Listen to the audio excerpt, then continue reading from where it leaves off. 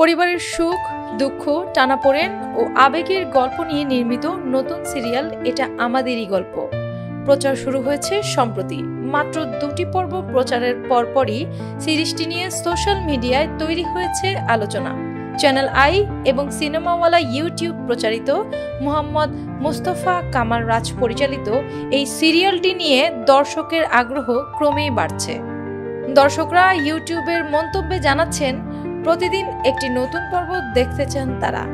কেউ লিখেছেন এটা এমন এক সিরিজ যা পুরো পরিবার মিলে দেখা যায়, কোনো অশ্লীলতা নেই। আরেকজন লিখেছেন বাংলাদেশের নাটকে সালাম সম্ভাষণ ফিরিয়ে এনেছে এই সিরিজ।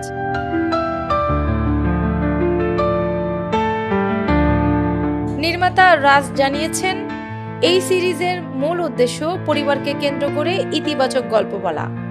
বাজেট সীমাবদ্ধতা সত্ত্বেও দর্শকের ভালোবাসাই সবচেয়ে বড় প্রেরণা বলে মন্তব্য তার। ইরফান সাজ্জাদ, কেয়া পায়েল, সুনেহরা বিনতে কামাল, ইন্তেখাব দিনার সহ অভিনয় শিল্পীদের অনবদ্য পারফরমেন্সে দর্শকের মনে জায়গা করে নিচ্ছে সিরিজটি।